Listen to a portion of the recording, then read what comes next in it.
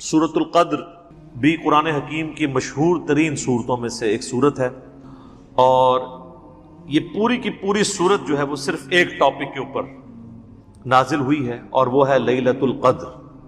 اسی سے آپ اندازہ لگا لیں کہ لیلۃ القدر کی اسلام میں کیا اہمیت ہے کہ پوری صورت کا ٹاپک ہی ایک ہے اور کوئی دوسری بات اس کے اندر ڈسکس نہیں ہوئی۔ لیلۃ القدر، دا نائٹ آف ڈیسٹنی، تقدیر کی رات جس میں تقدیر لکھی جاتی ہو، ایک معنی یہ بھی بنتا ہے۔ دوسرا معنی عزت اور تکریم والی رات۔ صحیح بخاری اور مسلم کی متفق علیہ حدیث ہے کہ اللہ کے محبوب صلی اللہ علیہ وآلہ وسلم نے فرمایا، جس شخص نے ایمان اور احتساب کے ساتھ، یعنی ثواب کی نیت کے ساتھ، اصلاح نفس کے لیے لیلۃ القدر کا قیام کیا تو اللہ تعالیٰ اس کے پچھلے سارے گناہوں کو معاف فرما دے گا۔ اور صحیح بخاری اور مسلم میں دونوں میں یہ حدیث موجود ہے کہ اللہ کے محبوب صلی اللہ علیہ وآلہ وسلم نے فرمایا کہ لیلۃ القدر کو رمضان مبارک کے مہینے کی آخری عشرے کی طاق راتوں میں، یعنی 21ویں، 23ویں، 25ویں، 27ویں اور 29ویں راتوں میں تلاش کرو۔ اس کے علاوہ بھی لیلۃ القدر کے اوپر بخاری اور مسلم میں کئی ایک احادیث ہیں۔ آج وہ ٹاپک نہیں ہے، میں نے لیلۃ القدر کے اوپر ایک ڈیٹیل لیکچر آلموسٹ 1 گھنٹے کا ریکارڈ کروا دیا ہے، مسئلہ نمبر 44، شب قدر، شب برات کے حوالے سے۔ اور میں نے اس میں بتایا تھا کہ شب برات سے متعلق بھی جتنی روایتیں لائی جاتی ہیں وہ اصل میں یہی شب برات بھی ہے، چھٹکارے کی رات، اور یہی تقدیر کی رات ہے جس میں اللہ تعالیٰ کی طرف سے اہم کام فرشتوں کے سپرد کیے جاتے ہیں، جس کا ذکر سورہ الدخان کے اندر موجود ہے۔ حامیم والکتاب المبین انا انزلناہ فی لیلۃ مبارکہ، بے شک ہم نے اس قرآن کو ایک بابرکت رات میں نازل کیا۔ انا کنا منذرین، بے شک ہم ڈر سنانے والے ہیں۔ فیہا یفرق کل امر حکیم، یہ وہ رات ہے جس میں اللہ تعالیٰ کی طرف سے ہر اہم کام فرشتوں کے سپرد کیا جاتا ہے۔ امرا من عندنا انا کنا مرسلین، یہ سارے کام ہماری طرف سے فرشتوں کے سپرد کیے جاتے ہیں اور ہم ہی ان فرشتوں کو بھیجنے والے ہوتے ہیں۔ اس کے علاوہ بھی جتنی احادیث ہیں قرآن حکیم میں، آیات آئی ہیں لیلۃ القدر کے حوالے سے، جیسے شہر رمضان الذی انزل فیہ القرآن، وہاں پہ بھی ذکر ہے کہ رمضان کے مہینے میں قرآن نازل ہوا ہے، تو یہ یعنی قرآن کے نزول کی رات شب قدر۔ پھر صحیح مسلم میں حدیث ہے کہ نبی صلی اللہ علیہ وآلہ وسلم ہر پیر کا روزہ رکھا کرتے تھے۔ پوچھا گیا کیوں رکھتے ہیں؟ فرمایا اس دن میں پیدا ہوا اور اسی دن مجھ پہ پہلی دفعہ وحی نازل ہوئی، یعنی قرآن حکیم پیر کے دن نازل ہوا، رمضان کے مہینے میں نازل ہوا، جس رات میں نازل ہوا وہ لیلۃ القدر کی رات ہے۔ نبی صلی اللہ علیہ وآلہ وسلم کی پیدائش بھی سوموار کی رات ہوئی ہے، اور اسلام میں رات جو ہے وہ کہتے ہیں یعنی اتوار کی مغرب سے لے کے سوموار کے فجر کا وقت داخل ہونے سے پہلے پہلے اس کو سوموار کی رات کہتے ہیں۔ رات پہلے آتی ہے، دن بعد میں۔ اس لیے آپ دیکھیں کہ رمضان شروع ہوتا ہے تو ہم چاند نظر آتا ہے، روزہ تو اگلے دن ہوتا ہے، لیکن قیام اللیل ہم اسی دفعہ ہی کر لیتے ہیں۔ اس کی وجہ یہ ہے کہ وہ رمضان شروع ہو چکا ہوتا ہے، اور جب رمضان کی آخری رات آتی ہے تو چاند نظر آتا ہے تو آپ تراویح نہیں پڑھتے، کیونکہ شوال کا مہینہ شروع ہو چکا ہوتا ہے۔ تو لیلۃ القدر اللہ تعالیٰ کی طرف سے ایک ایسی رات ہے جس میں اللہ تعالیٰ اہم کام جو ہے وہ پورے سال کے کام فرشتوں کے سپرد کرتے ہیں۔ کس کے لیے کتنا رزق لکھا جانا ہے، کس کی موت اس دفعہ ہونی ہے، کون سی نئی روحیں جو ہیں وہ جسموں کے ساتھ اس دنیا میں آنے والی ہیں، یہ ساری ڈیٹیلز جو ہیں وہ فرشتوں کے حوالے کی جاتی ہیں اس ایک رات میں۔ یہ پورے سال کا ایک پلان ہے اللہ تعالیٰ کی طرف سے۔ 1000 سال کا پلان بھی ہے جو سورہ السجدہ میں آتا ہے، وہ 1000 سال کا پلان بھی ہوتا ہے اللہ تعالیٰ کا۔ پھر اللہ تعالیٰ کی طرف سے ویکلی پلان بھی ایک ہوتا ہے جو بخاری مسلم میں حدیث ہے، صحیح مسلم کے اندر حدیث ہے کہ نبی صلی اللہ علیہ وآلہ وسلم نے فرمایا کہ ہر پیر اور جمعرات کو اللہ کے حضور نامہ اعمال پیش ہوتے ہیں. یہ ویکلی پلان ہے. پھر روزانہ کا بھی ہے، اور وہ حدیث بخاری اور مسلم دونوں میں ہے کہ نبی صلی اللہ علیہ وآلہ وسلم نے ارشاد فرمایا کہ انسان کے ساتھ جو فرشتے اٹیچ ہیں نا، ان کی تبدیلی کا وقت فجر اور عصر ہوتا ہے. جو فرشتے فجر کے وقت آتے ہیں وہ عصر کے وقت واپس چلے جاتے ہیں، اور جو عصر کے وقت آتے ہیں وہ فجر کے وقت واپس چلے جاتے ہیں. اور جب واپس جاتے ہیں تو اللہ تعالیٰ ان سے پوچھتے ہیں، حالانکہ اللہ جانتا ہوتا ہے کہ میرے بندوں کو کس حال میں پایا. تو فرشتے کہتے ہیں جب گئے تھے تو فجر کی نماز پڑھ رہے تھے، جب واپس آئے تو وہ عصر کی نماز پڑھ رہے تھے. اور جب دوسری پارٹی حاضر ہوتی ہے تو وہ کہتی ہے کہ جب ہم گئے تھے عصر کی نماز پڑھ رہے تھے اور واپس آئے تو فجر کی نماز پڑھ رہے تھے. تو یہ روزانہ کا بھی ایک پلان ہے. آپ اس سے اندازہ لگائیں کہ انسان نے اللہ کو سیریس نہیں لیا ہوا، لیکن اللہ نے انسان کو کتنا سیریس لیا ہوا ہے. پورے کے پوری پلاننگ، شیڈیول وہ انسانوں کے گرد گھومتا ہے. وَمَا خَلَقْتُ الْجِنَّ وَالْإِنسَ إِلَّا لِيَعْبُدُونَ. ہم نے جنوں اور انسانوں کو نہیں پیدا کیا مگر صرف اس لیے کہ وہ ہماری عبادت کریں. ہمیں ماننا کافی نہیں ہے، ہماری عبادت بھی کریں. اور عبادت کہتے ہیں ٹوٹل اوبیڈینس کو. اللہ کو سارے مان رہے ہیں، اللہ کی ماننا بھی ضروری ہے، پھر عبادت ہو. اور یہ تمام نبیوں کی بنیادی دعوت ہے. وَلَقَدْ بَعَثْنَا فِي كُلِّ أُمَّةٍ رَسُولًا أَنِ اعْبُدُوا اللَّهَ وَاجْتَنِبُوا الطَّاغُوتَ. بے شک ہم نے ہر قوم میں کوئی نہ کوئی پیغمبر بھیجا اسی ایک بنیادی دعوت کے ساتھ کہ عبادت اللہ کی کرنی ہے اور طاغوت سے اجتناب کرنا ہے. اللہ کی مخالفت پہ جو لوگ کھڑے ہیں، چاہے وہ شیطان ہو چاہے انسان ہو، ان کی مخالفت کرنی ہے، عبادت کرنی ہے. ہمیں جو گھٹی میں چیز دی گئی ہے کہ اللہ کو ماننا کافی ہے، اللہ کی ماننا ضروری ہے، اللہ کو ماننا کافی نہیں ہے. اب آ جائیں اس طرف سورۃ القدر. باقی ڈیٹیل مسئلہ 44 آپ دیکھ لیں، بلکہ آپ یوٹیوب پہ شب قدر، شب برات یہ لکھیں تو انشاءاللہ سب سے ٹاپ پہ میرے کلپ کھلے گا. لاکھوں لوگوں نے یہ ویڈیوز دیکھی ہوئی ہیں میری، اور ساتھ میرا نام لکھ دیں تو آسانی سے یوٹیوب کو پتہ چل جائے گا. حافظہ اللہ تعالی. بسم اللہ الرحمن الرحیم. انا انزلناہ فی لیلۃ القدر. بے شک ہم ہی نے نازل کیا ہے اس قرآن کو ایک قدر والی رات میں، جس میں تقدیر کے فیصلے لکھے جاتے ہیں، ایک عزت والی رات ہے. وما ادراک ما لیلۃ القدر. اور تم کیا جانو کہ لیلۃ القدر کیا ہے. لیلۃ القدر خیر من الف شہر. لیلۃ القدر جو ہے وہ تو 1000 مہینوں سے بڑھ کر ہے. یعنی اگر کوئی شخص 1000 مہینے تک عبادت کرے اور اس ایک رات میں نفلی عبادت کر دے تو اس کے ایکویلنٹ ہے. یہ نہیں ہے کہ کوئی بندہ اس رات میں نماز پڑھ لے اس کے بعد اس کو جو ہے وہ 81-82 سال تک نماز پڑھنے کی ضرورت ہی کوئی نہیں ہے. یہ نفلی نماز کی، نفلی عبادت کی بات ہو. فرض تو میرے بھائی اللہ بڑا ڈاڈا ہے، وہ تو روزانہ آپ کو مرنا پڑے گا اللہ کے لیے. ایک دن مرنے پہ تو اس نے جنت دینی نہیں ہے، روزانہ ہی ہر لمحے میں اللہ کے لیے مرنا پڑے گا. آپ کو یہ ڈیسیژن کرنا ہوگا کہ اس معاملے میں میرے رب کی کیا مرضی ہے، میں نے اس کے پیچھے چلنا ہے، اور جس چیز سے اللہ ناراض ہوتا ہے اس سے کنارہ کشی اختیار کرنی ہے. تو 1000 مہینوں سے بہتر ہے. تنزل الملائکۃ والروح فیہا باذن ربہم. اس رات میں فرشتے نازل ہوتے ہیں روح قدس کے ساتھ، یعنی فرشتوں کے سردار جبرائیل علیہ السلام اور ان کے ساتھ باقی فرشتے اللہ کے اذن سے نازل ہوتے ہیں. من کل امر، ہر کام اللہ کی طرف سے لے کر. یعنی اللہ تعالیٰ جو فرشتوں کے ذمہ کام کرتا ہے وہ اس رات کے اندر ان کا نزول ہوتا ہے. اور یہ باقی جو عوام الناس میں کہانیاں مشہور کی ہوئی ہیں نا جی، وہ اس رات سمندر کا پانی میٹھا ہو جاتا ہے، درخت سجدے میں گر جاتے ہیں، یہ ساری کہانیاں میرے بھائی. اب تو CCTV کیمرے ہیں، جہاں گرتے ہیں وہاں لگا لے کیمرہ. آپ کے بزرگ کہانیاں کراتے رہے، ساری کہانیاں پکڑے گی. اب وہ جب ہم کہانیاں پکڑتے ہیں نا، وہ کہتے ہیں بزرگوں کی توہین کرتے ہیں. بھئی بزرگوں نے اپنی توہین خود کروائی ہے، نہ وہ اتنی لمبی لمبی چھوڑ کے جاتے کہ وہ پکڑی جاتی. اب فرشتوں ان کا درختوں کا سجدے میں گرنا تو ایک فزیکل فینومینا ہے نا. چلے فرشتوں کا آنا ایک روحانی فینومینا ہے، وہ تو آپ کیمرے میں کیچ نہیں کر سکتے.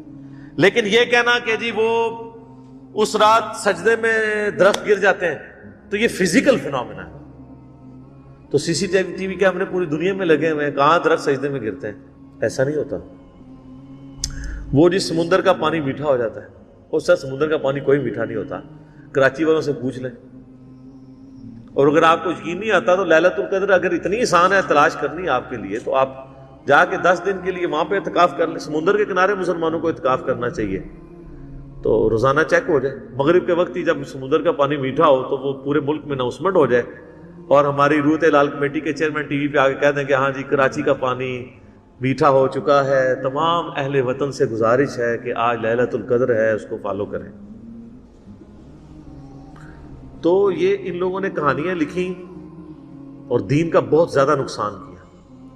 اللہ کا شکر ہے کہ یہ سچائی کی آواز اس پلیٹ فارم سے بلند ہوئی ہے کہ لوگ بے دین ہونے سے بچ گئے، ادروائز یہ جو دین ان لوگوں نے پیش کیا تھا، ان درمیانے بزرگوں نے، پرانے بزرگوں نے نہیں نا، پرانے بزرگ وہ ہیں جن کی یہ کتابیں ہیں، درمیانے بزرگ وہ ہیں جو آج سے 500 سال پہلے، 800 سال پہلے، 1000 سال پہلے گزرے۔ اسلام کو تو نبی الاسلام کے ذریعے طاقت ملے ہوئے 1400 سال ہو چکے ہیں، ویسے تو اسلام حضرت آدم کے زمانے سے۔ یہ سارے درمیانے بزرگ، میرا یوٹیوب پہ کلپ بھی ہے، درمیانے بزرگوں اور پرانے بزرگوں میں فرق۔ یہ جتنے بزرگوں کو کوٹ کرتے ہیں ان میں سے ایک بھی پرانا نہیں ہے۔ ہاں ہمارے اعتبار سے پرانا ہے، وہ تو آج سے 500 سال پہلے بعد جو ہے وہ غلام احمد قادیانی بھی پرانا ہو جائے گا، لیکن ہم نے جو لوگوں کو بتایا اس کے حساب سے وہ درمیانہ ہی رہے گا۔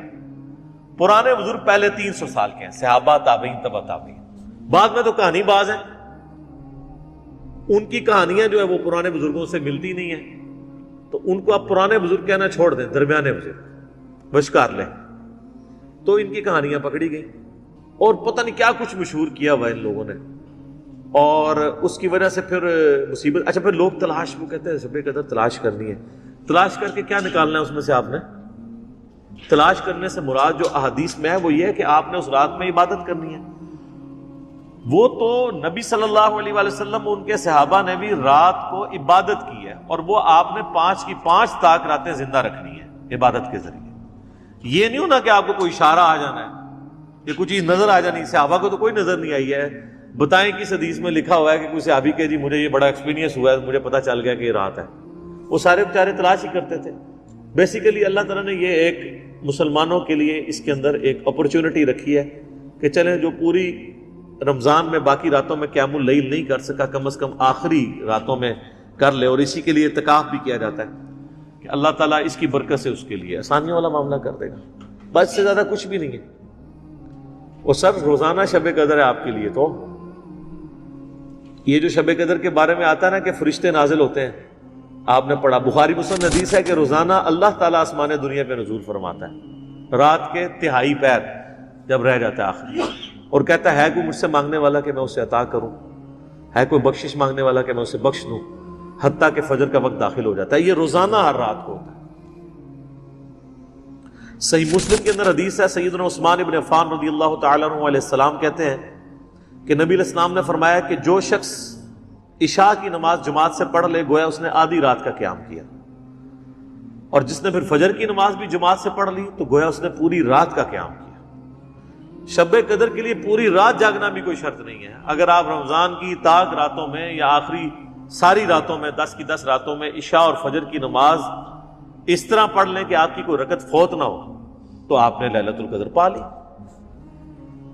اشارے اشورے کوئی نہیں ہونے، نظر کچھ نہیں آنا، ٹھیک ہے؟ یہ نظر آنا، یہ اشارے ہونا بند ہو چکے ہیں ہماری ویڈیوز کی وجہ سے۔ وہ پہلے بھی کچھ نہیں تھا نظر آتا، کہانیاں تھیں، لیکن وہ کہانیاں چیلنج کوئی نہیں کر سکتا۔ اب کوئی کہانی اس لیے نہیں کرتا کہ اب تو میڈیا آ جائے گا سامنے، وہ فوراً پکڑی جائے گی۔ آپ کو پتہ ہے پنجاب ہی کے ایک علاقے میں، نام لیے بغیر میں کہتا ہوں، وہ ایک سینٹ بنانے والی عطر، یہ سینٹ پرفیوم بنانے والی کمپنی تھی، تو ان کا پرفیوم ایکسپائر ہو گیا۔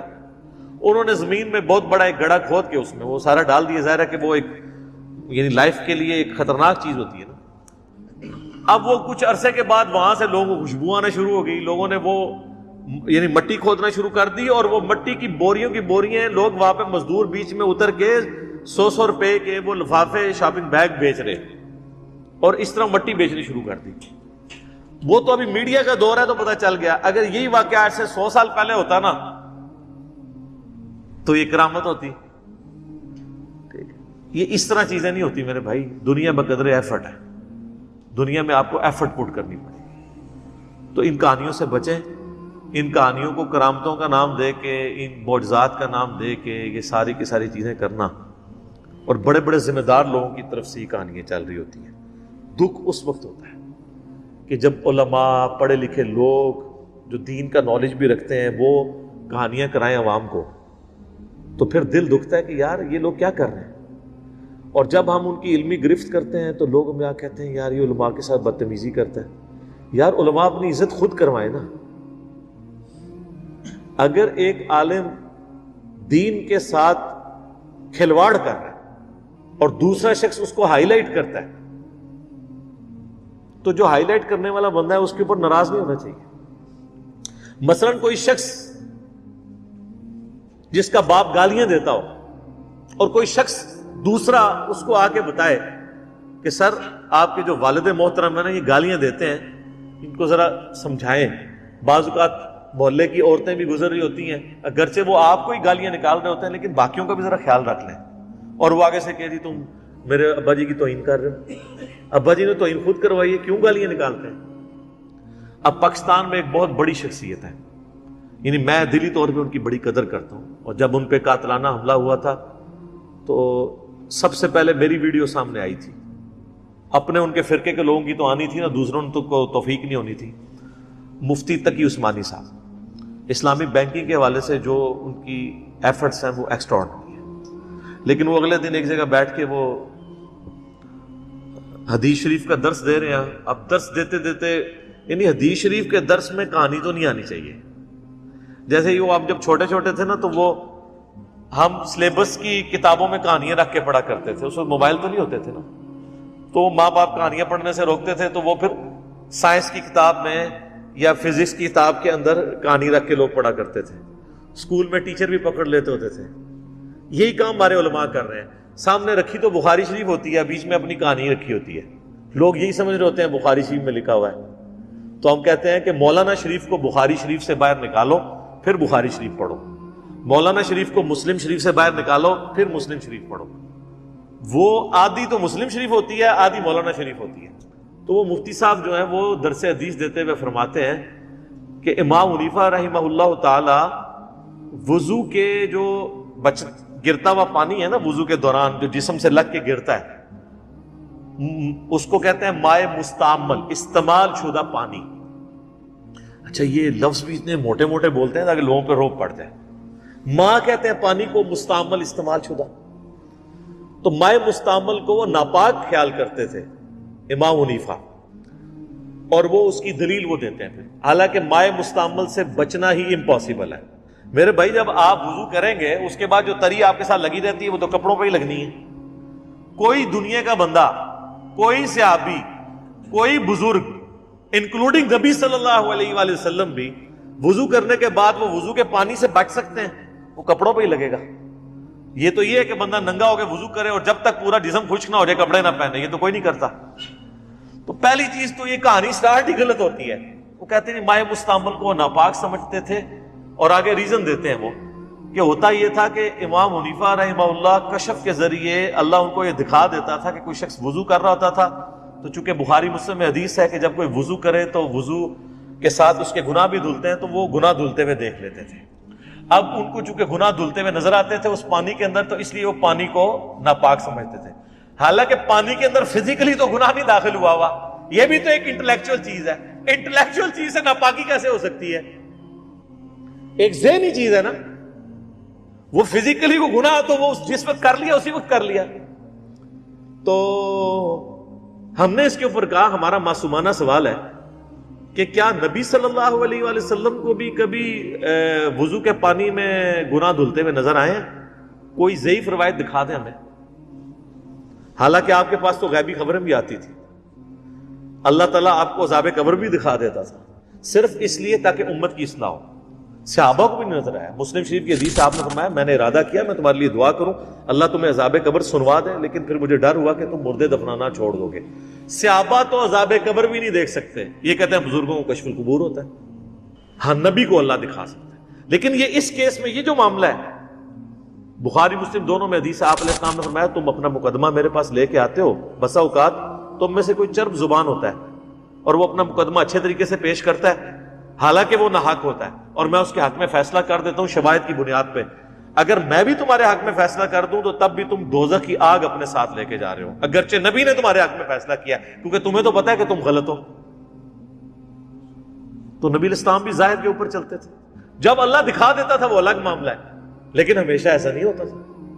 تو امام حنیفہ کے لیے کہتے ہیں، پھر یہ فضائل اعمال میں بھی لکھا ہوا ہے، وہ کہتے ہیں گناہ دھلتے دیکھتے تھے، یہ بھی دیکھ لیتے تھے اس نے چوری کی ہے، زنا کیا ہے، پھر آگے بھی ادھر بھی کہانی نہیں رکتی، اس نے گناہ صغیرہ کیا ہے، کبیرہ کیا ہے، مستحب چھوڑا ہے، کوئی مستحب چھوڑنا تو گناہ ہوتا بھی نہیں ہے.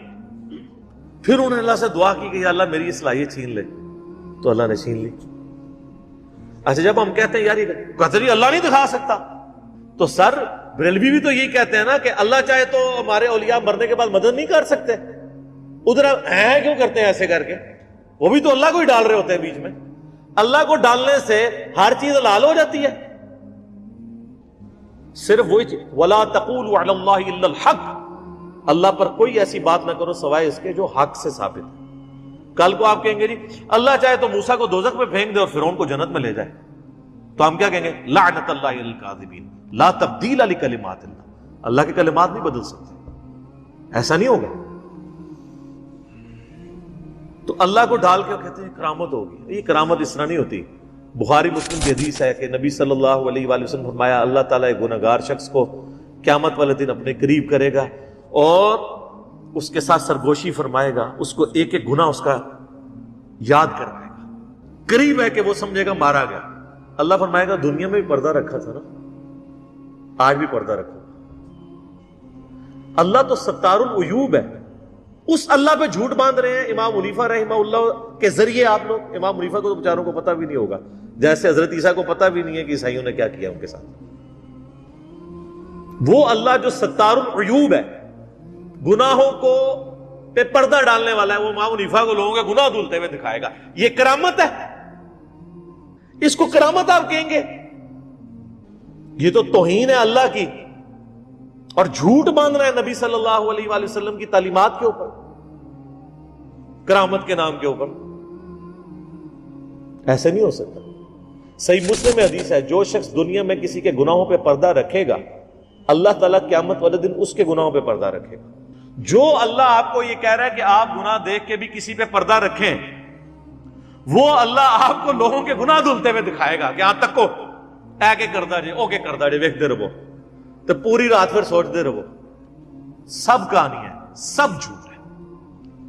اور اس کے اوپر مثالیں وہ کہتے ہیں جی وہ سیدہ مریم کے لیے جو ہے نا وہ دیکھیں جی ان کو بے موسمی پھل مل جاتے تھے تو یہ کرامت ہے، بغیر باپ کے حضرت عیسیٰ پیدا ہو گئے.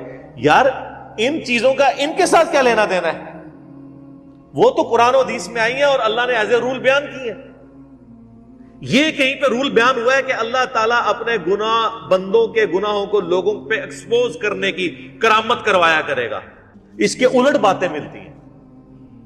تو سب کی سب کہانی ہے، اور اللہ کا شکر ہے کہانیاں پکڑی گئی ہیں. میں نے تو ان کو بہت بڑی بات کی ہے کہ آپ کا یہ عقیدہ نا کہ بزرگ کشف کے ذریعے قبروں کے حال، دلوں کے حال، یہ سب کچھ جان لیتے ہیں نا، پرانی باتیں. میں اپنا میکینیکل انجینئرنگ کا فارمولہ کاغذ پہ لکھ کے دیتا ہوں.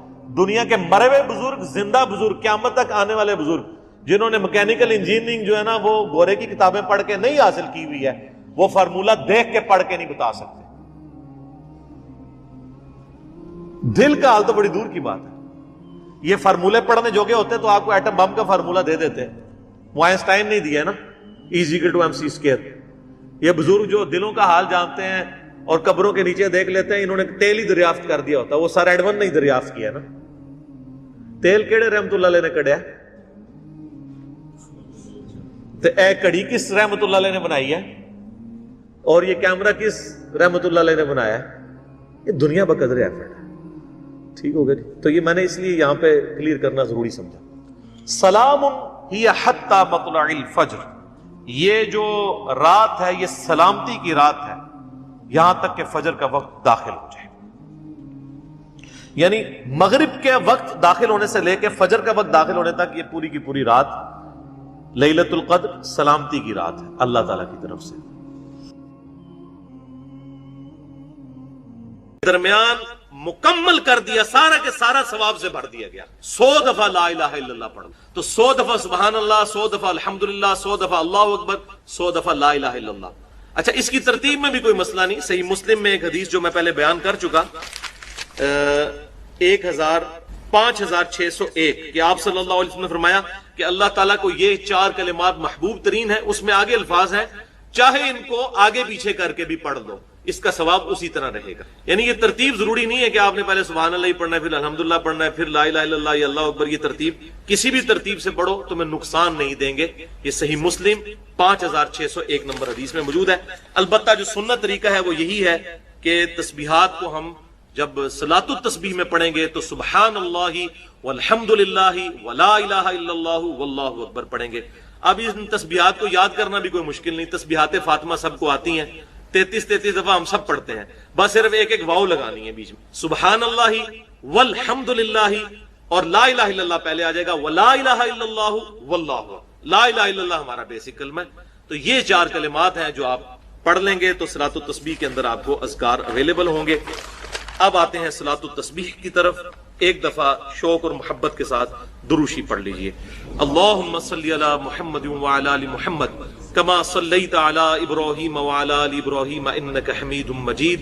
اللہم بارک علی محمد وعلی آل محمد کما بارکت علی ابراہیم وعلی آل ابراہیم انک حمید مجید. بھائیو، صلاۃ التسبیح اہل سنت کی بڑی بڑی 4 کتب کے اندر صحیح سند کے ساتھ موجود ہے. سنن ابی داؤد میں انٹرنیشنل نمبرنگ کے مطابق 1297 نمبر حدیث، جامعہ ترمذی میں 481 نمبر حدیث، سنن ابن ماجہ میں 1386 نمبر حدیث اور المستدرک للحاکم میں صحیح سند کے ساتھ 1192 نمبر حدیث. ان 4 کتابوں میں صلاۃ التسبیح کی فضیلت اور اس کا طریقہ موجود ہے. اور اس حدیث کو امام ذہبی رحمۃ اللہ علیہ نے بھی صحیح کہا، امام مسلم رحمۃ اللہ علیہ نے بھی صحیح کہا، امام ابو داؤد رحمۃ اللہ علیہ نے بھی صحیح کہا، اسی طریقے سے امام ابن حجر اسقلانی رحمۃ اللہ علیہ نے بھی صحیح کہا. اور دور حاضر میں بڑے بڑے جو علماء ہیں، شیخ احمد شاکر رحمۃ اللہ علیہ، شیخ البانی رحمۃ اللہ علیہ اور شیخ زبیر علی زئی رحمہم اللہ اجمعین، تمام کے نزدیک یہ حدیث صحیح ہے. اور آپ حیران ہوں گے یہ ان چند احادیث میں سے ہے جن احادیث کے دفاع پر محدثین نے پوری کتابیں لکھی ہیں. کیونکہ کچھ لوگوں کو یہ حدیث ہضم نہیں ہوئی کہ اتنی بڑی فضیلت کیسے ہو سکتی ہے ایک نماز کی. اور میں سمجھتا ہوں ہو سکتی ہے، یہ نماز شیطان پڑھنے ہی نہیں دیتا. تو کچھ لوگوں نے اس پہ جرح کی تو محدثین نے مستقل کتابیں لکھی اس حدیث کے دفاع پر. لہذا الحمدللہ اہل سنت کے تمام محدثین کا، جو بڑے بڑے محدثین ہیں ہمارے اسلاف، ان کا اس پر اتفاق ہے کہ حدیث بالکل صحیح سند کے ساتھ موجود ہے.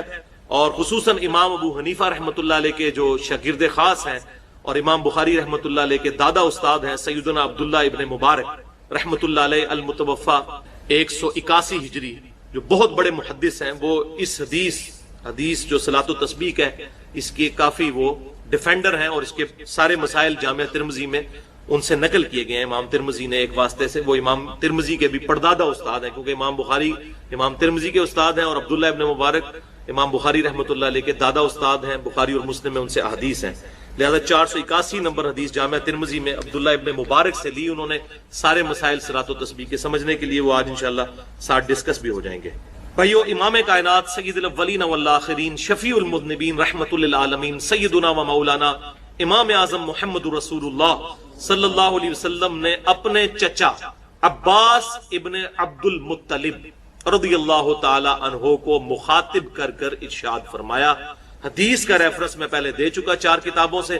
اب ورڈ بائی ورڈ، لفظ بائی لفظ میں یہ الفاظ پڑھنے لگا ہوں تاکہ آپ کو اس کا ٹیسٹ بھی فیل ہو.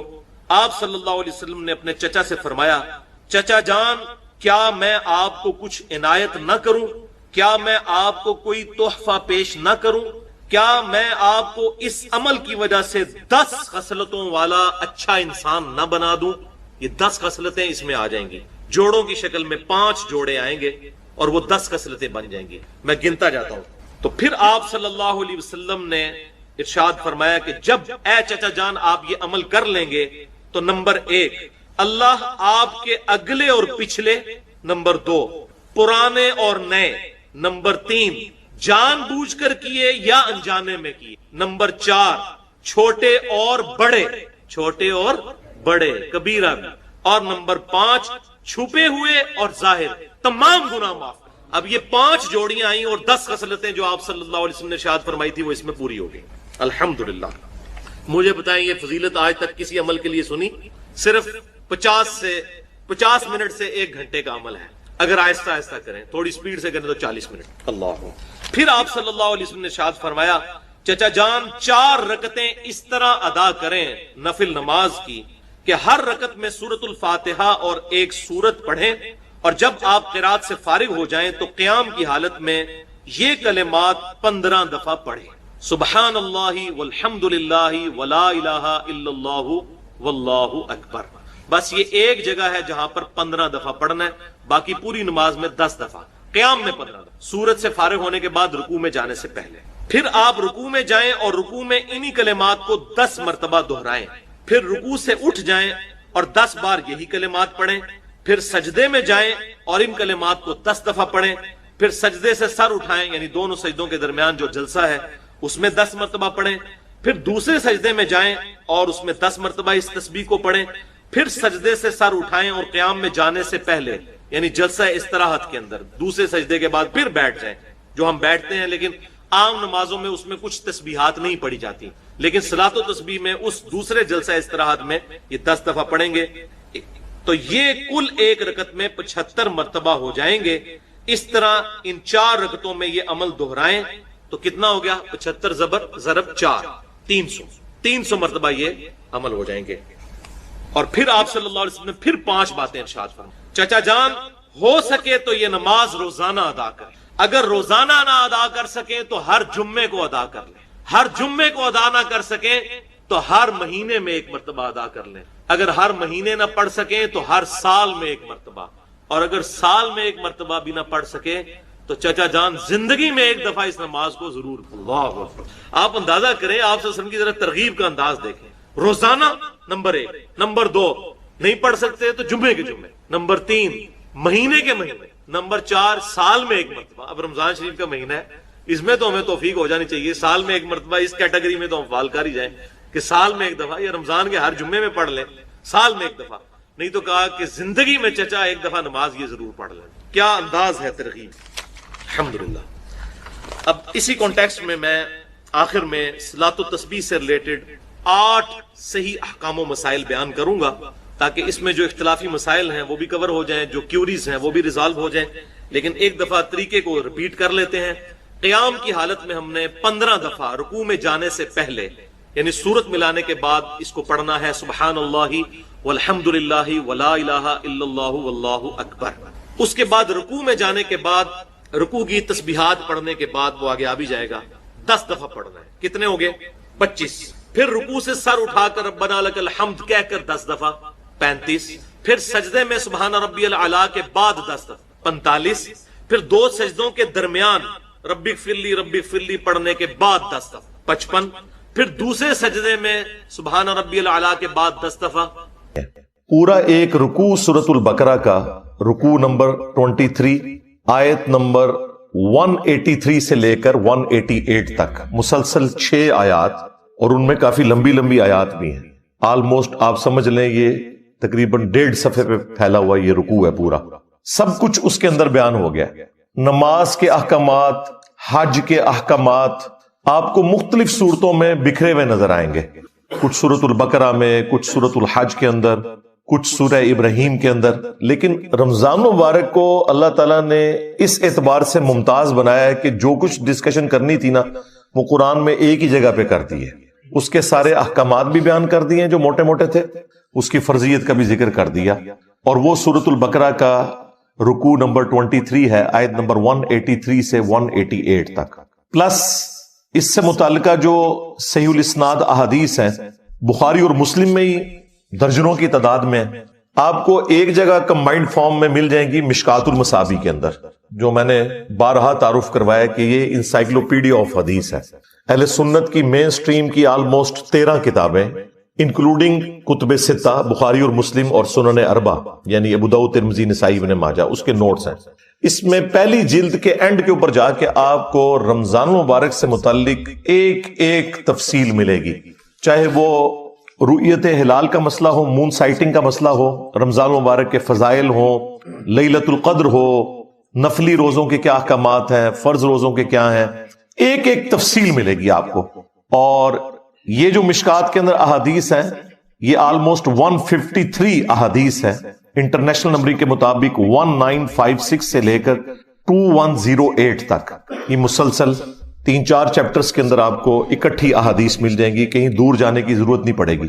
ایک جگہ آپ کو ایک نوٹس کی شکل میں مشکات کے اندر یہ ساری احادیث مل جائیں گی انشاءاللہ. وہ میں آج کور بھی کر دوں گا ساتھ ساتھ.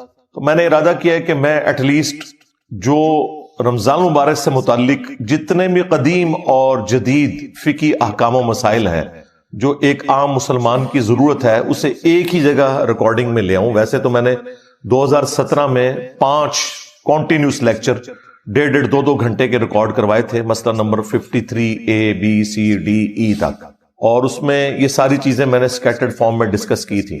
لیکن ایک جگہ پہ تھوڑے سے وقت میں ٹو دی پوائنٹ گفتگو، تو یہ میں نے جو کیلکولیٹ کیے ہیں نا وہ 70 فقہی احکام و مسائل بنتے ہیں، اور جب میں ان کو بیان کروں گا تو شاید یہ 100 سے زیادہ بن جائیں ان کی آگے جو کورالریز ہیں.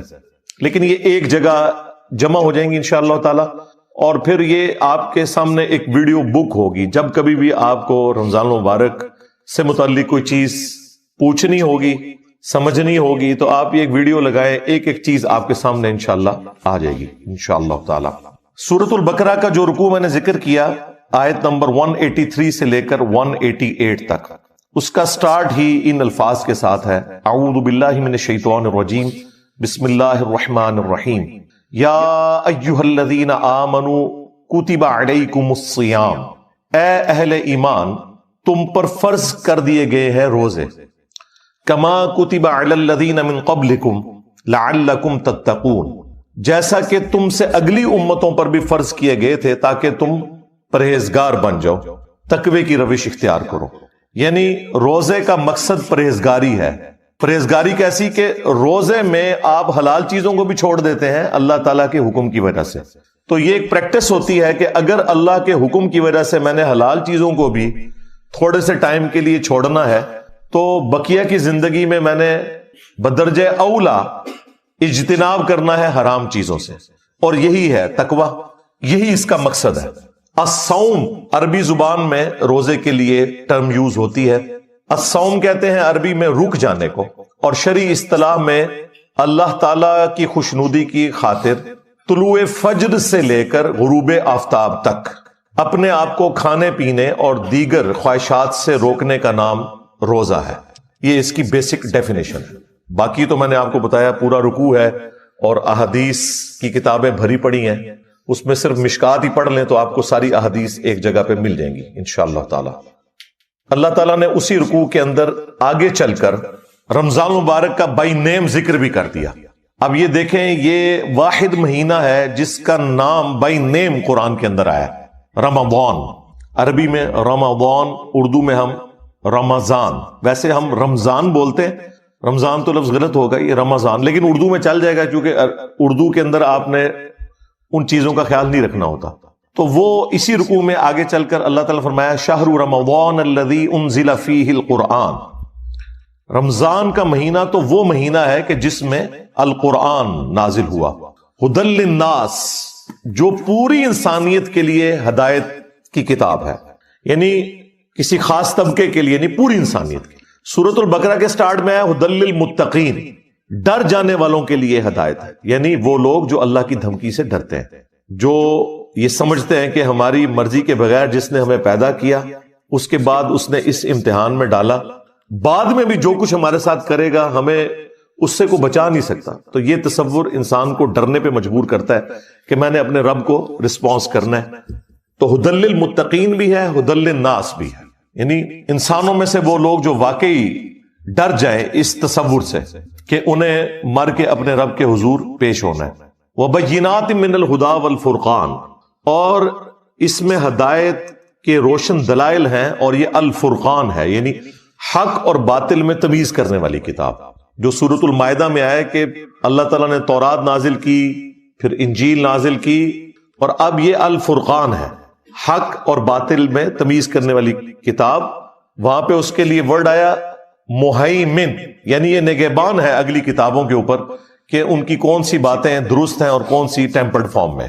یہ کتاب ان کے اوپر نگہبانی کرتی ہے۔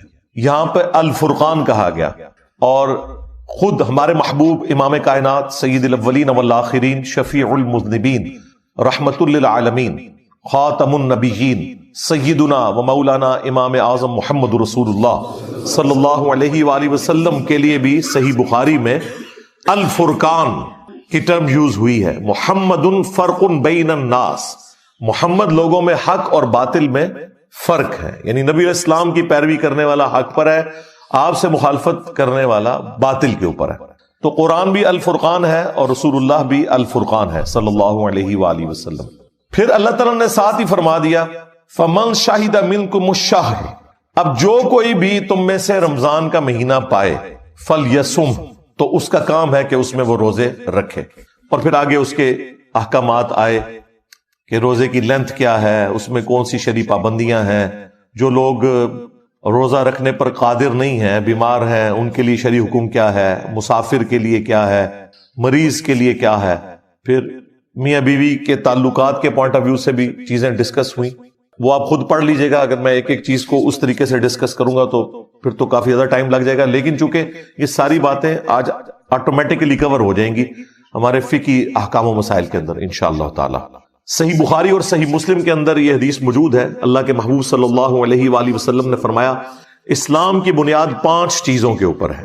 نمبر 1، اس بات کی گواہی دینا کہ اللہ کے سوا کوئی معبود نہیں اور محمد صلی اللہ علیہ وآلہ وسلم اس کے بندے اور اس کے رسول ہیں۔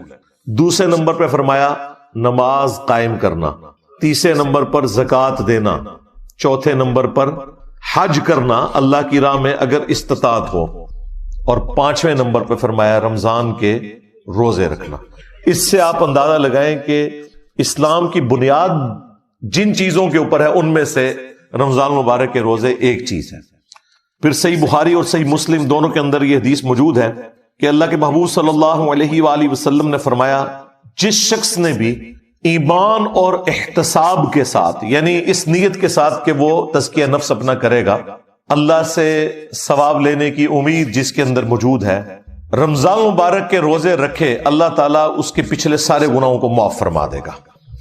اور جس نے ایمان اور احتساب کے ساتھ رمضان مبارک کی راتوں کا قیام کیا، قیام اللیل جسے آپ تراویح بھی کہتے ہیں، اس کے بھی اللہ تعالیٰ پچھلے سارے گناہوں کو معاف فرما دے گا۔ اور جس نے ایمان اور احتساب کے ساتھ لیلۃ القدر کا قیام کیا، اس کے بھی اللہ تعالیٰ پچھلے سارے گناہوں کو معاف فرما دے گا۔ تو لیلۃ القدر تو رمضان مبارک کے آخری عشرے کی طاق راتوں میں آتی ہے۔ یہ پچھلے دنوں جو میری شب برات سے متعلق ویڈیو ریکارڈ ہوئی تھی اس میں میں نے تفصیلاً اس کے اوپر گفتگو کر لی ہے کہ وہ سارے فضائل جو یہ شب برات کے لیے بتاتے ہیں وہ بیسیکلی لیلۃ القدر کے ہیں، جس کے بارے میں پوری سورت قرآن میں نازل ہوئی ہے، انا انزلناہ فی لیلۃ القدر۔ ایک اور حدیث ہے صحیح بخاری اور صحیح مسلم کے اندر کہ اللہ کے محبوب صلی اللہ علیہ وآلہ وسلم نے فرمایا کہ جب رمضان مبارک کا مہینہ آتا ہے تو اللہ تعالی جنت اور رحمت کے دروازوں کو کھول دیتا ہے اور جہنم کے یعنی دوزخ کے دروازوں کو بند فرما دیتا ہے، اور سرکش جو شیاطین ہیں انہیں جکڑ دیا جاتا ہے۔ سارے شیاطین نہیں قید ہوتے، سارے قید ہوں تو آپ کو جمعہ پڑھانے کے لیے کون آئے؟ سارے نہیں قید ہوتے ہیں، ظاہر ہے یہ تو سلسلہ بہرحال اوورآل ایک ماحول بن جاتا ہے نیکی کا کہ سرکش شیاطین کو قید کر دیا جاتا ہے۔ باقی جو انسان کے ساتھ نفس لگا ہوا ہے، جو انسانوں میں شیاطین ہے، وہ تو اسی طریقے سے گھوم پھر رہے ہوتے ہیں، لیکن پھر بھی رمضان میں دیکھیں شیاطین قید ہونے کا یہ فائدہ آپ دیکھیں کہ رمضان نشریات میں سارے اکٹھے بیٹھے ہوتے ہیں، آگے پیچھے نہیں اکٹھے ہوتے، اور وہاں پہ افطاریاں بھی اکٹھی کرتے ہیں، اور جو تھوڑا سا شیطان اندر باقی ہوتا ہے نا وہ انہیں مجبور کرتا ہے کہ جب نماز کا وقت آتا ہے تو سب لوگ اپنی اپنی علیحدہ علیحدہ نماز پڑھتے ہیں، یا اپنے مدارس میں جا کے ایک دوسرے کے پیچھے نہیں پڑھتے، اگر کوئی پڑھ بھی لے غلطی سے تو بعد میں لوٹاتے ہیں۔ ایک اور حدیث ہے صحیح بخاری اور صحیح مسلم کے اندر کہ اللہ کے محبوب صلی اللہ علیہ وآلہ وسلم نے فرمایا کہ جنت کے 8 دروازے ہیں، ان میں سے ایک دروازہ ایسا ہے جس کا نام ہے الریان، اور یہ خالصتاً ان لوگوں کے لیے ہے جو رمضان مبارک کے روزوں کا اہتمام کرتے تھے. یعنی رمضان مبارک کی اللہ کے نزدیک یہ اہمیت ہے کہ ایک اسپیشل دروازہ ہی روزہ داروں کے لیے اللہ تعالیٰ نے جنت کا مخصوص کر دیا. اللہم اجعلنا منہم، اللہ تعالیٰ ہمیں ان میں شامل فرمائے، آمین. پھر ایک اور حدیث ہے بڑی رکت انگیز، بخاری اور مسلم دونوں میں ہے، کہ رمضان مبارک کا مہینہ وہ ہے جس میں اللہ تعالیٰ نیکیوں کا جو ثواب ہے وہ 700 گنا تک بڑھا دیتا ہے. پھر اللہ کے محبوب علیہ السلام نے فرمایا کہ رمضان مبارک کا مہینہ وہ مہینہ ہے کہ جس میں جو شخص روزے رکھتا ہے اس کے لیے اللہ تعالیٰ کی طرف سے یہ پیغام ہے کہ روزہ خاص میرے لیے ہے اور میں ہی اس کی جزا دوں گا. اور ایک روایت میں آیا کہ میں ہی اس کی جزا ہوں، یعنی خود اللہ جزا ہے اس کی. اور وہ اسی حدیث میں آگے الفاظ موجود ہیں کہ روزہ دار کو 2 خوشیاں نصیب ہوتی ہیں، ایک دنیا میں جب وہ افطار کرتا ہے، ظاہر ایک آزمائش ختم ہوئی، اور ایک جنت میں جب وہ اپنے رب سے ملاقات کرے گا، وہ اس کی الٹیمیٹ خوشی ہوگی. دنیا میں بھی ہم نے ایک روزہ رکھا ہوا ہے جس کا افطار کا وقت جو ہے وہ آخرت ہے. یعنی دنیا میں اللہ تعالیٰ نے جو حرام کاموں سے روکا ہوا ہے، اگرچہ ان کے اندر اٹریکشن ہے، وہ ساری کی ساری نفسانی خواہشات کی تکمیل جنت میں ہونے والی ہے، تو وہاں پہ جا کے یہ روزہ کھل جائے گا انشاءاللہ تعالی. پھر اسی حدیث کے اندر موجود ہے کہ اللہ تعالیٰ کو روزہ دار کی منہ کی جو سمیل ہے، بدبو ہے، وہ کستوری سے بڑھ کر محبوب ہے، یعنی کہ میری وجہ سے یہ سب کچھ کر رہے ہیں. پھر اسی حدیث کے اندر الفاظ ہیں کہ نبی علیہ السلام نے فرمایا کہ اللہ تعالیٰ فرماتا ہے میرے بندے نے میری وجہ سے کھانا پینا اور خواہشات کو ترک کیا ہے. اس چیز کو یعنی اللہ تعالیٰ اپنے لیے خوشی کے طور پر ایکسپٹ کرتا ہے کہ میرے بندے نے میرے لیے اتنی بڑی قربانی کی ہے. پھر نبی علیہ السلام نے ساتھ فرمایا کہ روزہ دار کے لیے روزہ ایک ڈھال ہے، فحش اور گناہ کے کاموں سے بچو، اور اگر کوئی تم سے روزے میں جھگڑنے کی کوشش کرے تو اس سے جھگڑا نہ کرو، اور بس اتنا کہہ دو کہ میں روزے سے ہوں، تاکہ اگلے بندے کو بھی شرم آ جائے. ویسے بھی روزے کی حالت میں انسان کا دل ہی کو نہیں کرتا لڑنے کو، خصوصاً عصر سے لے کے مغرب تک، اس وقت تو کسی کی آواز بھی اچھی نہیں لگتی. تو ایک نیچرل ایک پریکٹس بھی ہوتی ہے. بھوک کی وجہ سے انسان کو، جو بھوکے لوگ ہیں جن کے لیے 2 وقت کی روٹی ایشو ہے، ان کا بھی احساس پیدا ہوتا ہے، اور شکر کے جذبات بھی پیدا ہوتے ہیں کہ اگر پوری زندگی اس طرح گزارنی پڑے تو کتنی مشکل ہو. اللہ تعالیٰ نے اپنی نعمتوں سے ہمیں نوازا ہے الحمدللہ. صحیح بخاری میں ایک اور حدیث ہے جو ذرا الارمنگ ہے کہ نبی علیہ السلام نے فرمایا کہ جس شخص کو اس کا روزہ جھوٹ بولنے اور گناہ کے کاموں سے نہ روک سکے تو اللہ تعالیٰ کو پھر ایسے شخص کے بھوکا اور پیاسا رہنے کی کوئی حاجت نہیں ہے. یعنی اس کی روحانیت مر جائے گی. فرض تو ادا ہو جائے گا. بعض لوگ ان چیزوں کا سہارا لے کے وہ کہتے ہیں پھر ٹھیک ہے روزہ رکھنے کی ضرورت نہیں ہے. نہیں، نماز میں بھی اگر کسی کنسنٹریشن لوز بھی ہو، اس کا جو روحانی پہلو ہے وہ کمزور ہوگا، فرضیت ادا ہو جائے گی. اسی طریقے سے روزے میں بھی وہ فرضیت جو ہے کھانے پینے سے اور شہوات سے رکنا، جو اصل ہے روزے کی، وہ ایک فرض کے طور پر تو ادا ہو جائے گا، لیکن جو اس کی روحانی برکات ملنی تھی وہ پھر حاصل نہیں ہو سکے گی. اس کی طرف اشارہ ہے. ایک اور حدیث ہے صحیح مسلم کے اندر کہ نبی علیہ السلام نے فرمایا کہ اگر کبیرہ گناہوں سے بچا جائے تو ایک نماز سے دوسری نماز، ایک جمعے سے دوسرا جمعہ، اور ایک رمضان سے دوسرا رمضان، درمیان کے تمام گناہوں کا کفارہ ہے. لیکن اگر کبیرہ گناہوں سے بچا جائے، اب یہ نہیں ہو سکتا ایک شخص جمعہ پڑھے اور پھر اگلا جمعہ پڑھے اور بیچ کے ساری نمازیں معاف ہو جائیں، نہیں. یا ایک رمضان میں مسجد میں آئے جس طرح اکثریت کرتی ہے، پھر اگلے رمضان میں داخل ہو. تو نبی علیہ السلام نے ساتھ ہی فرمایا کہ اگر کبیرہ گناہ اس نے نہ کیے تو باقی گناہ تو معاف ہو جائیں گے اعمال کی برکت سے، لیکن کبیرہ گناہ جو ہے وہ صرف توبہ سے معاف ہوتے ہیں. یہ ذہن میں رکھیے گا. کبیرہ گناہ آٹومیٹکلی نیکیاں کرنے سے معاف نہیں ہوتے. کبیرہ گناہ کون سے ہیں؟ سب سے کبیرہ گناہ شرک، جھوٹ بولنا، وعدہ خلافی کرنا، غیبت کرنا، چغلی کھانا، جادو کرنا، ماں باپ کی نافرمانی، قتل ناحق. یہ سارے بڑے بڑے جتنے گناہ ہمارے علم میں، یہ سب کے سب کبیرہ گناہ ہے. یہ تو نہ نمازیں پڑھنے سے معاف ہوں گے، نہ جمعہ پڑھنے سے معاف ہوں گے اور نہ ہی یہ روزہ رکھنے سے معاف ہوں گے، بلکہ یہ معاف ہوں گے جب کوئی شخص توبہ کرے گا۔ پھر وہ معاف ایسے ہوں گے کہ سورۃ الفرقان میں اللہ تعالیٰ نے فرمایا 3 بڑے گناہوں کا ذکر کیا آیت نمبر 69 میں، شرک جو کائنات کا سب سے بڑا گناہ ہے، قتل نہ حق جو حقوق العباد میں سب سے بڑا گناہ ہے، اور تیسرا بدکاری۔ ان 3 گناہوں کا ذکر کر کے اگلی آیت میں فرمایا 70 نمبر میں کہ اگر کوئی ان گناہوں سے بھی توبہ کر لے سچے دل سے تو نہ صرف ہم اس کے گناہوں کو معاف کر دیں گے بلکہ اس کے گناہوں کو نیکیوں سے بدل دیں گے۔ اللہ اکبر کبیرہ والحمد للہ کثیرہ وسبحان اللہ بکرۃ واصیلا۔ لہذا اللہ تعالیٰ سے کسی نے کٹی نہیں کبھی کرنی۔ ہاں یہ ذہن میں رکھیے گا۔ دیکھیں میرا کتنا اگریسو سٹائل ہے، میری آپ قرآن کلاسز دیکھیں تو آپ کو پھر پتہ چلتا ہے کہ اللہ تعالیٰ اپنے معاملات میں کتنا سخت ہے۔ اس کے باوجود ہم نے کبھی اس چیز کی ترغیب نہیں دلائی کہ کوئی شخص اللہ تعالیٰ سے اتنا ڈر جائے کہ وہ پھر یہ ڈیسائیڈ کر لے کہ ٹھیک ہے جی پھر مجھے کوئی نیکی کرنے کی ضرورت ہی نہیں ہے جب اللہ تعالیٰ اتنا سخت ہے۔ نہیں، سختی اس لیے بیان کی جاتی ہے کہ آپ اللہ تعالیٰ کی ہستی کے اعتبار سے بے فکرے نہ ہو جائیں۔ باقی جو توبہ والا ایلیمنٹ ہے بھائی وہ تو موت کے غرغرے سے پہلے پہلے توبہ قبول ہے، جامعہ ترمذی میں حدیث ہے۔ لیکن کسی کو یہ پتا تو نہیں کس وقت موت آ جائے، اس لیے پوری زندگی آپ نے اس طرح گزارنی ہے۔ وَلَا تَمُوتُنَّ إِلَّا وَأَنْتُمْ مُسْلِمُونَ، جو قرآن میں ہے، دیکھنا تمہیں موت نہ آئے مگر اس حال میں کہ تم تابع فرمان ہو کر مرنا، ہر وقت تیاری رکھنی ہے، تو وہ اپنی جگہ ہے۔ لہذا رمضان المبارک میں تو نیکیوں کا ایک موسم ہے، رمضان کی پریکٹس کی وجہ سے پھر بقیہ 11 مہینوں میں بھی اللہ تعالیٰ کو صحیح طریقے سے رسپانس کرنا، یہ اللہ تعالیٰ کی ریکوائرمنٹ ہے۔ اور مور دین 50% مسلمان جو پریکٹسنگ ہوتے ہیں ان میں سے بھی 50% مسلمان وہ عموماً رمضان میں ہی نیکیوں کی طرف آتے ہیں اور بعد میں کچھ استقامت والا سلسلہ شروع ہوتا ہے، کئی لوگ داڑھی رکھ لیتے ہیں، پھر نمازیں شروع کر دیتے ہیں، عورتیں حجاب شروع کر دیتی ہیں۔ تو یہ ہم نے اپنی زندگی میں رمضان مبارک کی برکات خود دیکھی ہیں کہ رمضان جو ہے اس اعتبار سے ایک ٹرننگ مہینہ ثابت ہوتا ہے کئی لوگوں کی زندگی میں۔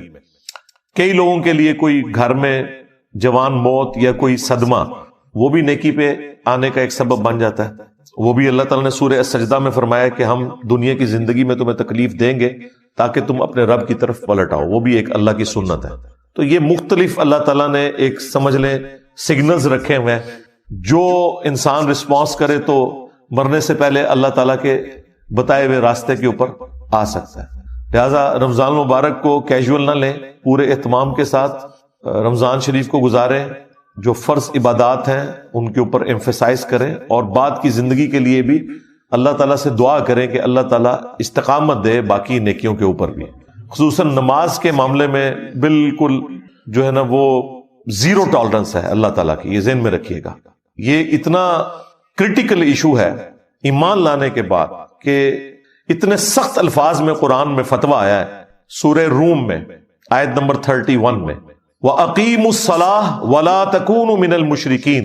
دیکھنا نماز کو قائم رکھنا، مشرک نہ ہو جانا کہیں۔ یعنی کتنی بڑی بات ہے یہ، یعنی شرک جو اللہ کے نزدیک اتنی سینسٹیو چیز ہے، عموماً لوگ سمجھ رہے ہوتے ہیں کہ کسی بت کے آگے یا قبر کے آگے جھکنا۔ اللہ تعالیٰ تو فرما رہا ہے کہ جو نماز بھی چھوڑتا ہے نا تو وہ مشرکین کی کیٹیگری میں جا کے فال کر جائے گا۔ اس سے بڑا کوئی فتویٰ ہو نہیں سکتا تھا۔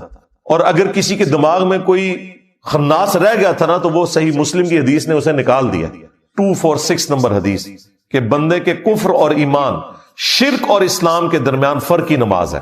نماز نہ پڑھنے والا پاکستان کے شناختی کارڈ میں تو مسلمان ہو سکتا ہے، اللہ کے ہاں وہ مسلمان نہیں ہے۔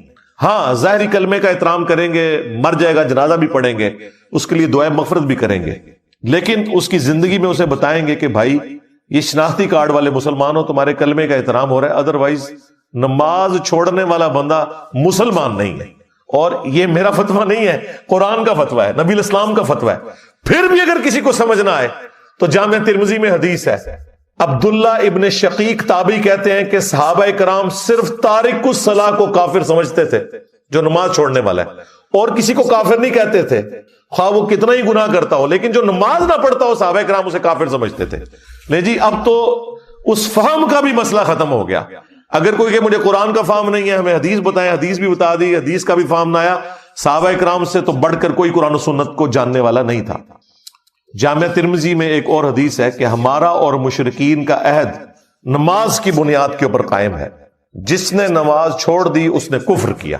صحیح مسلم میں حدیث ہے، عبداللہ ابن مسعود کہتے ہیں کہ رسول اللہ کے زمانے میں صلی اللہ علیہ وآلہ وسلم اگر کوئی شخص بیمار ہوتا اور 2 بندوں کے سہارے وہ مسجد آ سکتا تو وہ مسجد میں آ کے نماز پڑھتا تھا، کہیں اسے منافق شمار نہ کر لیا جائے۔ یعنی جو گھر میں نماز پڑھے اس کے بارے میں بھی صحابہ کرام ڈرتے تھے کہ یہ منافق ہے، پتہ نہیں پڑھی اس کے نہیں پڑھی۔ تو اس زمانے میں اپنے آپ کو مسلمان ثابت کرنے کے لیے مرد کو مسجد میں نماز پڑھنی پڑتی تھی۔ صحابہ کرام کو کیا پتا تھا کہ ان سے بھی بڑھ کے بھی عاشقان رسول آنے والے ہیں، انورٹڈ کامز میں نماز ایک بھی نہیں پڑھیں گے اور کہیں گے کہ غلامی رسول میں موت بھی قبول ہے، حرمت رسول پر جان بھی قربان ہے۔ نعرے ایسے ماریں گے کہ میں تو کہتا ہوں جو پرانے مسلمان ہیں وہ بھی شرمندہ ہوتے ہوں گے کہ یار یہ تو ہمیں بھی پیچھے چھوڑ گئے ہیں۔ لیکن جب پریکٹیکلی باری آئے گی تو یہ حال ہے کہ نماز بھی نہیں پڑھیں گے، میلاد کے جلسے اٹینڈ کریں گے، صبح اٹھ کے فجر نہیں پڑھیں گے، میلاد کے دن کے جلوس اٹینڈ کریں گے، جب زور کی نماز کا وقت آئے گا لنگر لے کے گھر چلے جائیں گے۔ محرم کے جلوسوں میں عاشقان اہل بیت ہونے کا دعویٰ کریں گے، لیکن انہیں یہ نہیں پتا کہ مولا علی بھی نماز کے لیے جا رہے تھے تو شہید ہوئے، مولا حسین علیہ السلام بھی کربلا میں نماز کی حالت میں آپ کے اوپر تیر چلائے گئے، اور جب ظہرین کا وقت آئے گا تو آدھے سے زیادہ لوگ کہیں گے ساڑھے سے کپڑے ہی پاک نہیں۔ تو میں اس پہ پھر جب مجھے غصہ آتا میں کہتا ہوں یار تم اہل البیت کے ماننے والے ہو، اپنے آپ کو پاک ہی نہیں کر سکے، مسلمان اور پلید۔ تو یہ نماز کے معاملے میں اپنے آپ کو تیار رکھنا ہے ہمیشہ۔ سنن ابی داؤد میں حدیث ہے کہ قیامت کے دن سب سے پہلے نماز کے بارے میں سوال ہوگا، سب سے پہلا سوال، اور جس کا یہ مسئلہ حل ہو گیا اس کی اگلی منازل آسان ہو جائیں گی، اور جو اس میں پھنس گیا اس کے اگلے معاملات مشکل ہوتے چلے جائیں گے۔ پھر مسند احمد میں ایک حدیث ہے، نبی علیہ السلام نے فرمایا کہ نماز اپنے نمازی کے حق میں قیامت والے دن نور، نجات اور دلیل، اللہ کے حضور چھٹکارے کی ایک دلیل اس کے پاس ہوگی، اور جس شخص نے نماز چھوڑ دی قیامت والا دن نہ تو اس کے لیے کوئی پولیس رات پہ نور ہوگا، نہ اس کی کوئی نجات کے چانسز ہیں، اور نہ اللہ کے حضور کوئی وہ دلیل پیش کر سکے گا۔ حتیٰ کہ اسی حدیث میں آگے الفاظ ہیں کہ ایسے شخص کا حشر فرعون، قارون اور حامان اور امیہ ابن خلف کے ساتھ ہوگا، والعیاذ باللہ تعالی، چاہے وہ جتنا مرضی دنیا میں دعویٰ کرتا رہے کہ میں بہت بڑا عاشق رسول ہوں۔ پھر جو سنن ابن ماجہ میں حدیث ہے، نبی علیہ السلام نے فرمایا تھا دیکھنا نماز نہ چھوڑنا، اگر تم نے نماز چھوڑ دی تو پھر اللہ کا ذمہ تم سے اٹھ گیا۔ اس سے بڑی کوئی دھمکی ہو ہی نہیں سکتی، پھر اللہ کے ذمہ کوئی چیز نہیں ہے۔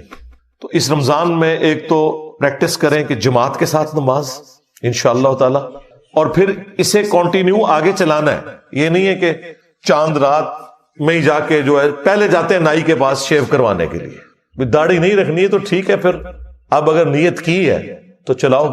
اب تو خیر ہمارے نوجوان زیادہ تر داڑھی رکھ رہے ہیں، اگرچہ وہ فیشن کی وجہ سے رکھ رہے ہیں یا خرچہ بچانے کے لیے، ایک سلسلہ تو چل نکلا ہے۔ چھوٹی داڑھی رکھ لو، لیکن ایٹ لیسٹ اپنی شکل رسول اللہ صلی اللہ علیہ وآلہ وسلم کی جو ریکوائرمنٹ ہے اس کے قریب تو کرو، ایٹ لیسٹ گناہ کی کیٹیگری سے تو نکل جاؤ۔ ٹھیک ہے بڑی نہیں رکھنی کوئی مسئلہ نہیں، لیکن ایٹ لیسٹ اتنی داڑھی ہو کہ ایک مرد اور عورت کا فرق نظر آئے، تو اللہ کی وعید کم از کم اٹھ جائے۔ اب انشاءاللہ تعالی میں وہ فقہی احکام و مسائل جلدی بیان کروں گا، ان کے اوپر ورڈکٹ دوں گا، ساتھ احادیث کے ریفرنسز بھی جو الحمدللہ مجھے زیادہ تر تو زبانی یاد ہوتے ہیں وہ میں بتاتا جاؤں گا، لیکن بعد میں ہم ڈسپلے بھی کروا دیں گے اگر کہیں کوئی ریفرنس رہ بھی گیا، تاکہ یہ ساری چیزیں ایک جگہ جمع ہو جائیں۔ 70 فقہی احکام و مسائل، اور وہ نمبرنگ کے ساتھ میں بیان کروں گا تاکہ آپ کو پتہ چلے کہ 70 میں ایویں نہیں بول رہا، اور اس کی جو تفصیلات ہیں اس میں تو شاید یہ 100 سے زیادہ بن جائیں، لیکن تفصیل میں جانے سے پہلے ایک دفعہ درود شریف پڑھ لیں۔ اللہم صلی علی محمد وعلی آل محمد واصحاب محمد وازواج محمد وامت محمد اجمعین الی یوم الدین، آمین۔ ہاں جی، اللہ کا نام لے کے ہم شروع کرتے ہیں جو 70 فقہی